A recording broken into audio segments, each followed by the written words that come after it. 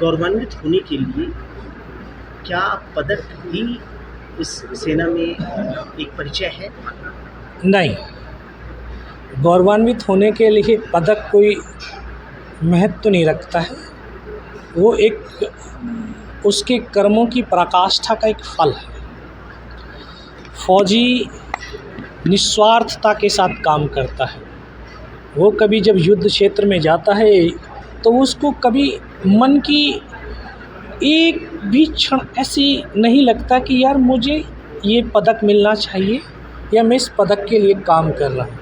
वो तो हर पल हर क्षण राष्ट्र को समर्पित होता है कि यार मेरे कर्मों के द्वारा या मैं जो कर्म कर रहा हूँ इससे मेरे राष्ट्रवासी और राष्ट्र में शांति रहे, मेरे राष्ट्रवासी आराम से सो सकें, मेरे राष्ट्रवासी आराम से अपने जो उनका बिजनेस है, स्कूल्स कुछ भी है उसको आराम से वो कर सकें, निसंकोच होकर के कर सकें। तो सैनिक के लिए तो वही उसकी प्राथमिकता, वही उसका पहचान होती है। युवाओं के लिए कोई संदेश? मैं युवाओं के लिए ये कहूँगा कि हम आज का जो युवा है वो सिर्फ रियल लाइफ पर जी रहा है।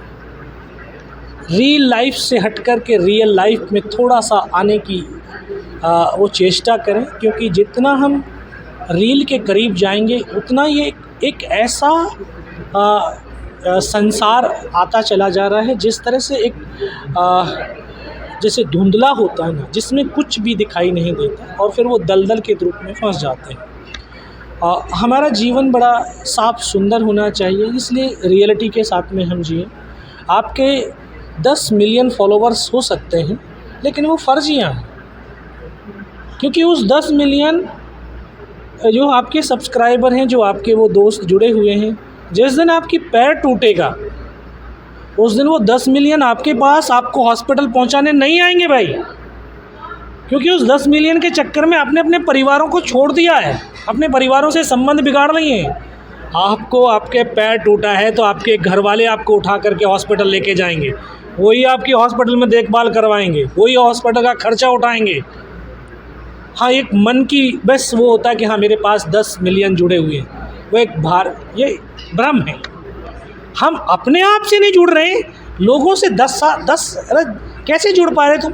कैसे दिशा मिले युवा? कैसे जो हमारे साधु संत हैं, सच में जो जिस तरह से हमारे ये ब्रह्म कुमारी सेंटर्स जो ये स्पिरिचुअल गुरु हैं, इनका इन युवाओं से कनेक्ट होना, इन लोगों को संवाद करना, इन बच्चों के को सही दिशा देना और साथ साथ इनके पेरेंट्स को भी पेरेंटिंग के बारे में बताना, क्योंकि आज का जो मॉडर्न जो माता पिता हैं वो बाय फॉल्ट बाय प्रोडक्ट बोलते हैं। ये बच्चे प्रोडक्ट नहीं है, इस धरती पर वो एक ऐसी आत्मा का अवतरण है जो इस धरती को बड़े खुशहाल तरीके से कर सकते। तो हम माँ बाप उसके एक माली हैं। जैसे एक माली एक बीज को रोपता है, फिर धीरे धीरे उसका खाद पानी से सींचता है, बड़ा करता है और उसको एक काट छांट करता है। काट छांट क्यों करता है? ताकि उसकी अलग से कुछ शाखाएं ना निकलें, उसमें बुराई ना लगें, तो साथ साथ उनको कैंचियों से काटता रहे, एक सुंदर से डिजाइन से उस वृक्ष का निर्माण कर सकें। तो माता पिता का कर्तव्य और दायित्व भी यही है। सेना में भर्ती के लिए अभी जो प्रक्रिया चल रही है जी, और युवा सेना में क्यों नहीं जा रहे? अभी जो ये एक अग्निपथ योजना शुरू की, ये अग्निपथ योजना का एक अलग उद्देश्य है कि ज़्यादा से ज़्यादा भारत का युवा एक फौजी ट्रेनिंग से ट्रेंड हो सके। जब कभी जैसे आज हम सेल्फ डिफेंस नहीं कर पा रहे, तो उनमें कम से कम एक सेल्फ डिफेंस की भावना जागृत है। जब उसके घर पर कोई विपत्ति आ पड़े तो उसका वो आराम से मुकाबला कर सके। तो ये एक मकसद है इसका, जो हम युवाओं को सही से समझा नहीं पा रहे हैं। ठीक है।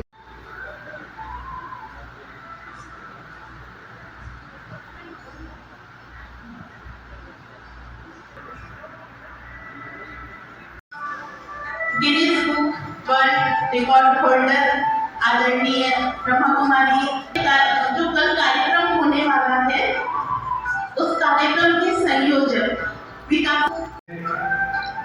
आज ब्रह्मा कुमारी से इस पावन प्रांगण में आज यह प्रेस वार्ता हमारे जो बहुत ही आधार चौथा स्तंभ जिसे बोला जाता है, आज उन लोगों के बीच में प्रेस वार्ता हमारे आदरणीय कैप्टन योगेंद्र यादव जो कि परमवीर चक्र से सम्मानित है, लेफ्टिनेंट कर्नल विकास चौहान जी, बी के रानी दीदी जी और हमारे इस संस्था की प्रमुख स्वाति दीदी जी, और कल जो कार्यक्रम होने जा रहा है पूरा इसके पूरे जिन्होंने पूरी रूपरेखा बना के इस कार्यक्रम को पूरा वो किया है, आयोजित किया है, विकास भाई हृदय से जो हमारी भावनाएं हैं उस कार्यक्रम का कल आयोजन होने वाला है। पराक्रम एक विजय गाथा, एक शाम शहीदों के नाम। यह कार्यक्रम सिर्फ कार्यक्रम नहीं लेकिन उन अमर आत्माओं को श्रद्धापूर्वक याद करने का संकल्प है जिन्होंने हमें स्वतंत्र हवा में सांस लेने का मौका दिया है। आज के कार्यक्रम में सर्वप्रथम जिनकी गरिमा में उपस्थिति हम सबको उत्साहित कर रही है, भारत माँ के सच्चे सपूत, सच्चे लाल, जिन्होंने कितनी गोलियां खाकर अपनी भारत माँ और हम सब की रक्षा की, ऐसे परम आदरणीय परमवीर चक्र से सम्मानित कैप्टन योगेंद्र सिंह यादव जी, आपका साहस, आपका यहाँ आना ही हमारे लिए बहुत गौरव की बात है। हम तालियों के साथ में हमारे कैप्टन कर्नल विकास चौहान जी का स्वागत अभिनंदन, साथ में ही Guinness book of world record holder Rajyogi B K Rani दीदी जी, जिनकी आध्यात्मिक ऊर्जा हमें ये बताती है कि किस तरीके से आध्यात्म के द्वारा हमारे अंदर के मनोबल, हमारी आंतरिक शक्तियों को हम जागृत कर सकते हैं। और दीदी की सौम्य वाणी, इनका सकारात्मक दृष्टिकोण, आध्यात्मिक अनुभव हम सभी को बहुत लाभान्वित करेगा। उसके पश्चात कल जो कार्यक्रम होने वाला है उसकी इतनी कड़ी मेहनत करने वाले हमारे विकास भाई जो दिन रात तन मन धन से लग करके अपनी सेवाएं में लगे हुए हैं।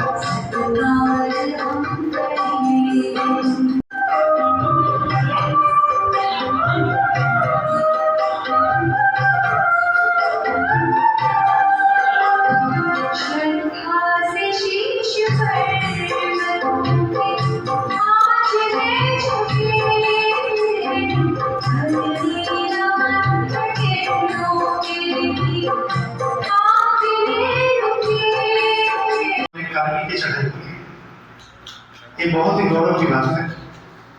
मैंने फर्स्ट टाइम केबीसी में भाई साहब का अनुभव सुना और सुन के लगा कि ये व्यक्ति हैं, मतलब हम थोड़ी सी चोट लगती है तो बीमार पड़ जाते हैं। 3 गोली चढ़ने लगने के बाद तो भाई साहब 60 फीट ऊपर चढ़ाई की। मैं अनुभव ये सुना दो भाई साहब के मुख से आप कल सुनेंगे। तो ऐसे व्यक्तित्व को सुनकर एकदम मन गदगद हो गया। कारगिल दिवस का दिन सेंटर में मनाया गया था। उस दिन एक संकल्प आया था सर कि उन्होंने फांसी चढ़ी थी, आज वो गोली खा रहे हैं। तो ऐसे भगत सिंह, ऐसे हमारे आर्मी के जवान जो देश के लिए इतनी कुर्बानी करते हैं और उनको बहुत कम लोग जान पाते हैं। तो हमने एक संकल्प किया था कि हम जहाँ भी क्लास कराए जाएंगे, मिलने जाएंगे, तो कम से कम एक शहीद की जानकारी सबको देंगे कि शहीदों की बायोग्राफी सुनाई जाए और पढ़ी जाए, क्योंकि आज भी कितने जवान देश में कितने बड़े बड़े कार्य करते हैं। तो इसी संकल्प के आधार पर आपको प्राप्त नहीं हो पाता। तो अब सभी इस अनुभव को सुनेंगे तब तक जो कार्यक्रम इस प्रकार से रहेगा। शाम को 4 बजे से कार्यक्रम शुरू होगा। 4 बजे से स्थान Ashoknagar chowk, Birkona road, meditation training centre Brahma Kumari. Program में एक साथ शहीदों के नाम पराक्रम एक विजय गाथा, ज्यादा ज्यादा मात्रा में पहुंचे क्योंकि ये दिन दोबारा नहीं आएगा। कि मैं भाई सबके साथ बैठी हुई हूँ और मेरे रोमांच खड़े हो रहे हैं, क्योंकि साहस, समय और समझ का एक मिक्सचर हमारे साथ में है। लोगों में साहस होता है, वो समय और समझ नहीं होती है। तो वो तो हम आपकी मुख से सुनेंगे, आपका अनुभव आपको मैंने टीवी में देखा है और साथ में देखकर, सामने देखकर सचमुच ऐसे लग रहा है जैसे हम एक शक्ति के साथ हैं। वैसे परमपिता परमात्मा की शक्ति सभी के अंदर है, कोई ना कोई गुण, कला, शक्ति हम हर क्षेत्र में दिखाते हैं। जैसे मैंने अपनी जो शक्तियाँ वो परमात्मा शक्ति के द्वारा, मेडिटेशन के द्वारा साकार की है। आपने भी परमात्मा का साथ लेकर देश के लिए और जनहित के लिए, विश्व कल्याण के लिए अपने आप को समर्पित किया है। सेवा सभी करना चाहते हैं, लेकिन मौका मिले और सही दिशा मिले, ये बहुत ज़रूरी है। मेरा अनुभव लंबा है, लेकिन शॉर्ट में मुझे जो शक्ति प्राप्त है, मैं पानी से ट्रक, ट्रेन का इंजन या पानी का जहाज जो खींचती हूँ, वो है ईश्वरीय शक्ति, राजयोग मेडिटेशन की शक्ति, जो मुझे ब्रह्म कुमारी ईश्वरीय विश्वविद्यालय में आकर मिली। मेरा आना बहुत छोटेपन से हुआ, 11 वर्ष की थी, तब मैं प्रजापिता ब्रह्मा कुमारी ईश्वरीय विश्वविद्यालय में आई। यूपी के ललितपुर झांसी के बीच में एक गांव है जाखलौन। यूपी और राजस्थान मुझे जैसा लगता है, बहनों को बहुत ज़्यादा पढ़ाया नहीं जाता, बहनों को थोड़ा दबा के रखा जाता है, उनके सपने और शक्तियों के बारे में नहीं सोचा जाता। ऐसी जगह से मैं हूँ। सपने सभी देखते हैं, न्यू बॉर्न बेबी भी सपने देखता है, लेकिन जब से सपनों को समझना शुरू किया, मैंने एक ही सपना देखा, सोचा और समझा कि कुछ हटके करना है। और मुझे नहीं पता था कि क्या करना है, लेकिन जो बहनें नहीं करती हैं वो करना है। इसीलिए छोटेपन से ही मैंने शरारतें शुरू कर दी। वो शरारतें तो बहनें नहीं करती थी, लड़कों को मारती थी, साइकिल की हवा निकाल देती थी, मटके फोड़ देती थी, गाय के बछड़े छोड़ देती थी। मुझे लगता था बहनें ये सब नहीं करती। हमारे घर में गाय भैंस सब कुछ होते हुए हमारी दादी कन्याओं को, बहनों को दूध दही नहीं देती थी, सिरोटी या फिर सिंपल सा भोजन। मुझे दूध और दही बहुत पसंद था और मैंने एक दिन अपनी माँ से बोला, दादी हमें दूध क्यों नहीं देती है? तो माता जी ने मुझे समझाने के लिए बोला, बेटा भगवान के घर से बेटे खा पी के, बेटे भूखे आते हैं इसलिए दादी खिलाती है, और बेटियां खा पी के आती, भगवान खिला पिला के भेजते बेटियों को, इसीलिए आपको दूध दही की जरूरत नहीं है, दादी ज़्यादा ध्यान नहीं रखती। तो मुझे लगा सचमुच जब बेटियां भगवान के घर से खा के आती हैं तो शक्तिशाली ज़्यादा है। वो सिर्फ मुझे समझाने के लिए बात की थी, लेकिन छोटी और मोटी बुद्धि में वो बड़ी बात समझ में आ गई, इसीलिए मेरी शरारतें बढ़ती गई। वो तो अच्छा हुआ जो ईश्वरीय शक्तियों ने या ईश्वर ने मुझे थाम लिया, सही दिशा दी, तो मैं कल्याणकारी दिशा में चली गई। नहीं तो पता नहीं कहाँ पर तोड़ फोड़ कर रही होगी। बाकी अनुभव आप कल सुनेंगे। आज समय कम है तो इतना ही कहना चाहूँगी, क्योंकि मीडिया और बाकी लोग जब मुझे परफॉर्म करते देखते हैं, एक ही सवाल पूछते हैं कि आप तेल कौन सा लगाते हैं, शैम्पू कौन सा लगाते हैं, क्योंकि ये जो समय है वो बाल और खाल पर ज़्यादा ध्यान देने वाला है। बाल किससे लंबे हो जाएंगे, किससे घने हो जाएंगे, खाल किससे अच्छी हो जाएगी, जबकि दोनों ही विनाशी। वैसे तो ये जीवन ही हम आए हैं तो जाना है, बाकी 75% जो वीडियो सर्च होते हैं, जो खर्चा होता है वो होता है बाल और खाल के ऊपर। तो ये जो शक्ति है ये किसी भी शैम्पू की नहीं है, किसी भी तेल की नहीं है। ये शक्ति है उस परमपिता परमात्मा की जिसको मनोबल कहा जाता है। परमात्मा से जब कनेक्शन आत्मा का हो जाता है तो उस आत्मा में मनोबल आ जाता है, और ऐसी शक्तियों को गॉड गिफ्ट कहा जाता है, क्योंकि उस शक्ति को बढ़ाने का काम वो ईश्वर करता है। तो बाकी सभी से यही कहना चाहूँगी, आपके अंदर जो कलाएं, विशेषताएं, शक्तियां हैं उनको सही दिशा दें। जैसे भाई जी ने कहा, पहले भी हीरो हुआ करते थे, ऐसे हीरो आज भी हैं और आगे भी होंगे। बस जरूरत है उनको पहचानने की। घरों में वो वाले फोटो होते हैं जो नकली हीरो होते हैं, हैंडपंप उखाड़ देते हैं। जीवन में देखो तो कोई परिस्थिति आती है तो दरवाजा बंद कर लेते हैं। तो हम ऐसे हीरो को सलाम करते हैं, सम्मान करते हैं, और कल भी हमारे लिए, सभी के लिए बहुत बड़ा दिवस है जो हम अपनी भावनाओं को व्यक्त कर सकते हैं। ओम शांति। ओम शांति।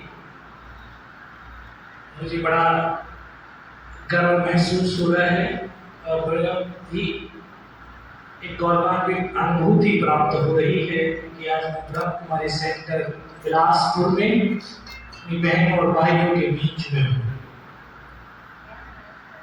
इस परमात्मा ने हर एक इंसान को इस यूनिवर्स का यूनिक बनाया है, उसके जैसा कोई दूसरा नहीं।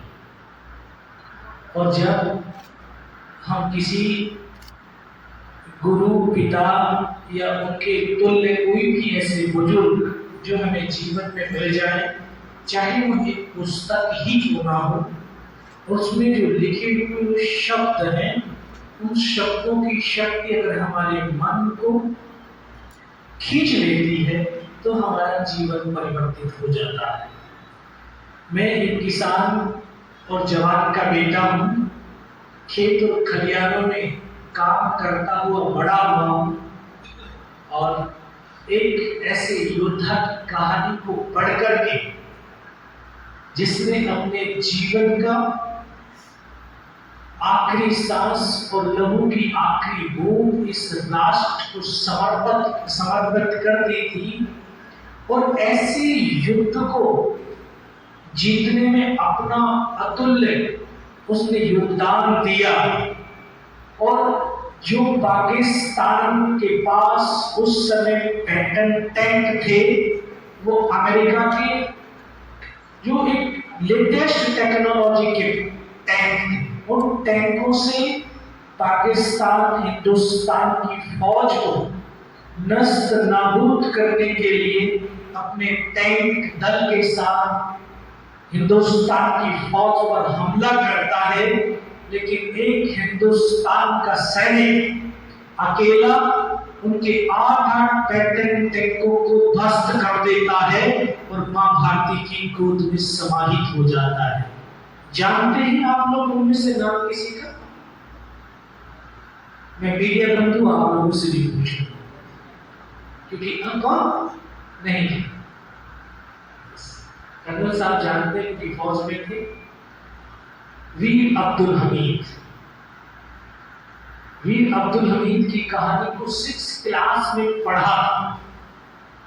फिर जिस तरह के हमारे जीवन का पथ होता है, जिस तरह के जीवन के विचार होते हैं, वैसे ही हमारे जीवन के आदर्श बन जाते हैं।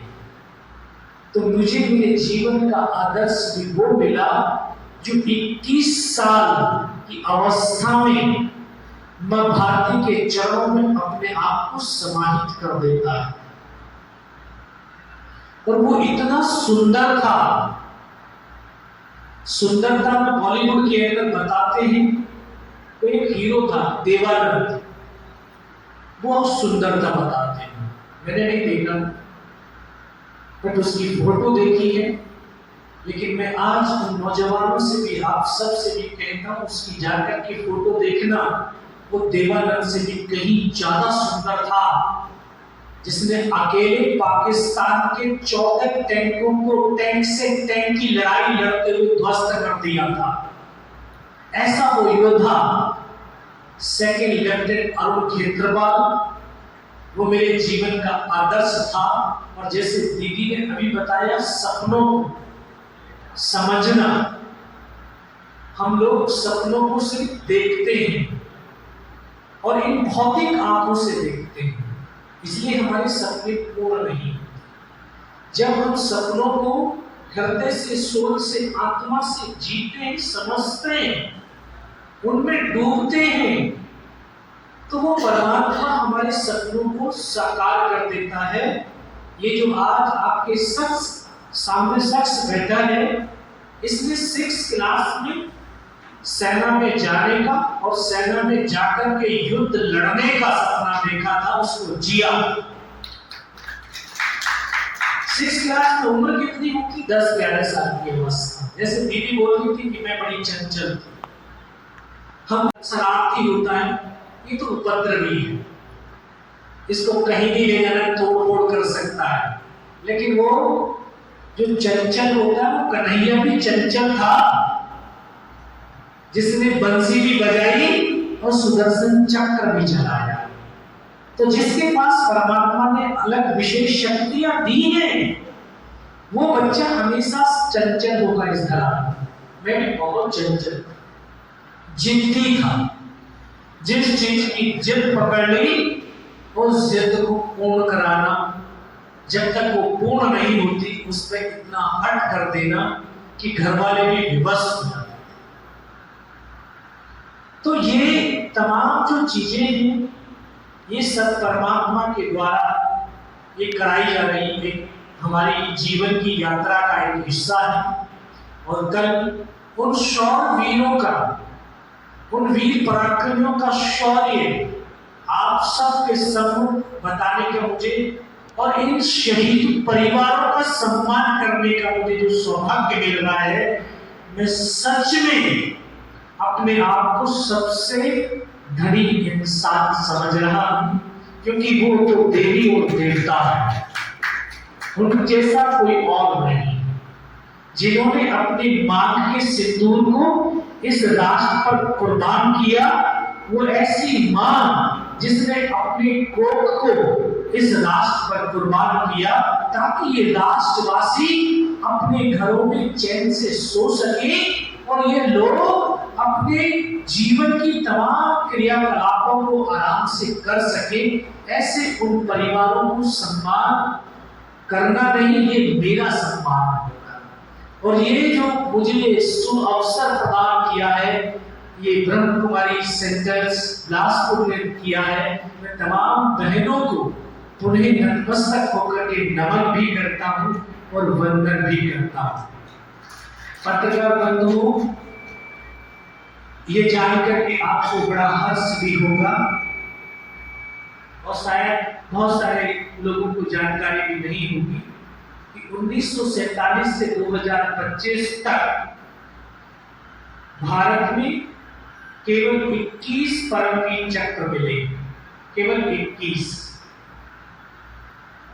और 21 परमवीर चक्र में से 14 को मरणोपरांत मिला है, 7 को जीवित मिला है, और आज की डेट में मात्र 3 परमवीर चक्र जीवित हैं, जो हमारी हर साल जो रिपब्लिक डे परेड होता है उसको लीड करते हैं, उसका नेतृत्व करते हैं। ये परमवीर चक्र राष्ट्र का सर्वोच्च वीरता पुरस्कार है, जो सिविलियन अवार्ड है भारत का, भारत रत्न 1954 में शुरू हुआ और आज तक शायद 54 या 55 मिल चुके हैं। लेकिन ये जो चक्र है, परमवीर चक्र, ये किसी की सुपारिश से नहीं मिलता है। ये दुश्मन के सामने युद्ध के मैदान में अपने रक्त को बहाने से के साथ साथ त्याग, वीरता, शौर्य, पराक्रम की प्रकाष्ठा को जो सैनिक प्राप्त कर लेता है ये सिर्फ उन्हीं को दिया जाता है। और इसकी रचना भी, इसका डिजाइन भी इस भारत की एक बहू ने, वो बेटी थी विदेश में लेकिन बहू थी भारत, उनको ये हमारे जो एडजुटेंट जनरल आर्मी थे उनको यह निर्देश दिया गया, क्योंकि आजादी से पहले विक्टोरिया क्रॉस दिया जाता था, लेकिन अब भारत स्वतंत्र हो गया था तो अपना एक मेडल देना था। तो एक विदेश की जो महिला हमारे देश, इस राष्ट्र की बहू थी, उनको जब डिजाइन करने के लिए दिया, सावित्री बाई, उन्होंने भारत के तमाम ग्रंथों का गहन अध्ययन किया और उस अध्ययन के साथ उसमें जब डिजाइन किया और डिजाइन में जो मुद्राएं उसमें लिखी और दर्शाई गई, क्योंकि एक सैनिक नहीं होता, वो संत होता है। तो इस मेडल के अंदर संत और सैनिक दोनों का एक समावेश किया। आप जब परमवीर चक्र मेडल को आप इस सोशल मीडिया में जो सर्च मारेंगे गूगल पे, उस पर देखेंगे कि उसमें 4 वज्र के निशान हैं, बीच में भारत का स्तंभ है और वो वज्र आप जानते होंगे दधीची की हड्डियों से बना हुआ है, जो इंद्र भगवान का हथियार है।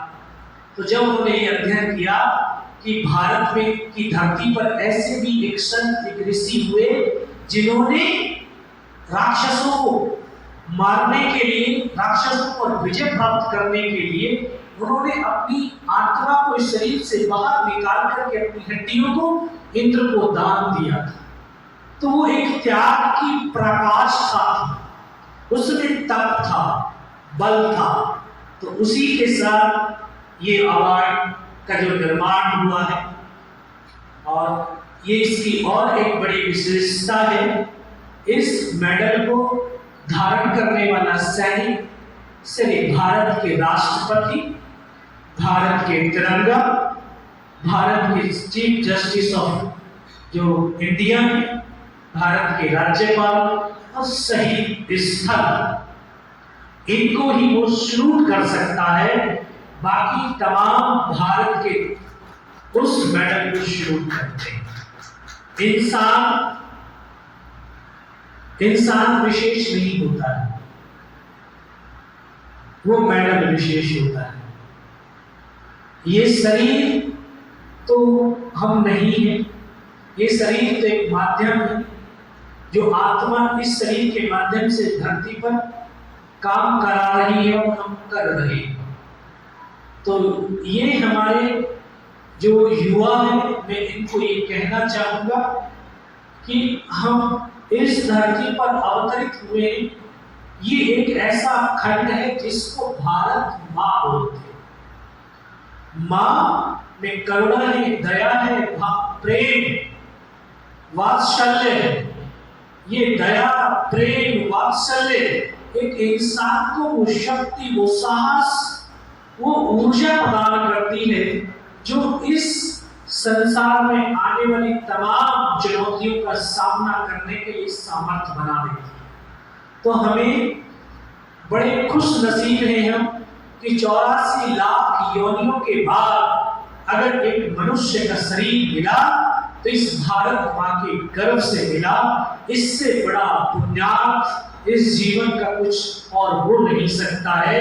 अगर हम इसके धरती माँ के, इस भारत माँ के रक्षक बन गए, और रक्षक वर्दी पहन करके नहीं होता, वर्दी से ही रक्षक बनते। हम अपने मन, वचन, कर्म, व्यवहार, इन सब से भी हम इस माँ के रक्षक बन सकते हैं, और हम अपने परिवार और राष्ट्र की रक्षा के सामर्थ्यवान बन सके या रक्षा के रक्षक बन सके। इससे बड़ा और जीवन का सौभाग्य क्या है। मैं उन्हें बिलासपुर, छत्तीसगढ़ और भारतवासियों से, युवाओं से, तमाम नागरिकों से यही आह्वान करता हूँ और यही एक चीज कहता हूँ कि हमारे अंदर पुरुषार्थ है, हमारे अंदर एक नूर है, एक शक्ति, एक ऊर्जा है।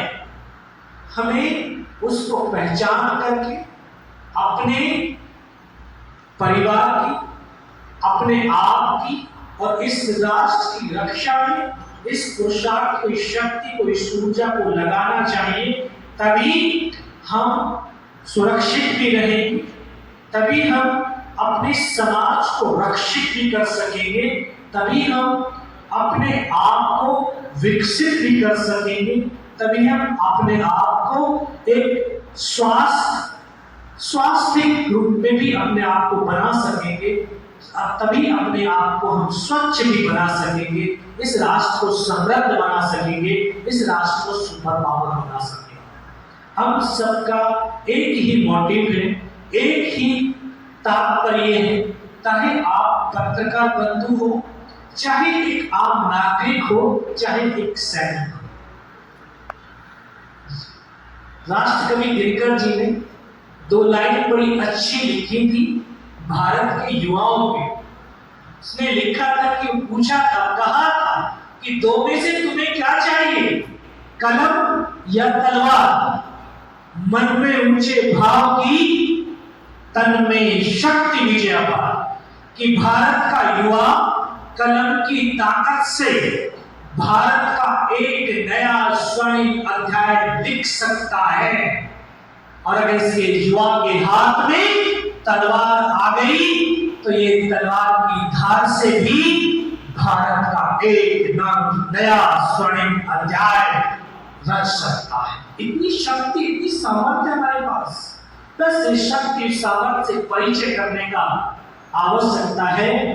तो ये ब्रह्म कुमारी का जो ये एक सेंटेंस है, बहने हैं, भाई, ये हमें उस शक्ति से ज्ञान कराते, शक्ति को समझने का प्रयास कराती है, ताकि इस शक्ति के माध्यम से एक मनुष्य का जीवन सफल हो सके और हम मानव जाति सृष्टि की तमाम प्रजातियों का संरक्षण कर सके, तमाम वनस्पतियों का संरक्षण कर सके उनको, ताकि इस धरती पर शांतिपूर्ण तरीके से, प्रेमतापूर्वक तरीके से और बड़े सौहार्द और मैत्रीपूर्ण तरीके से इस ऐसे सुगंध में हम अपने जीवन को जी सके।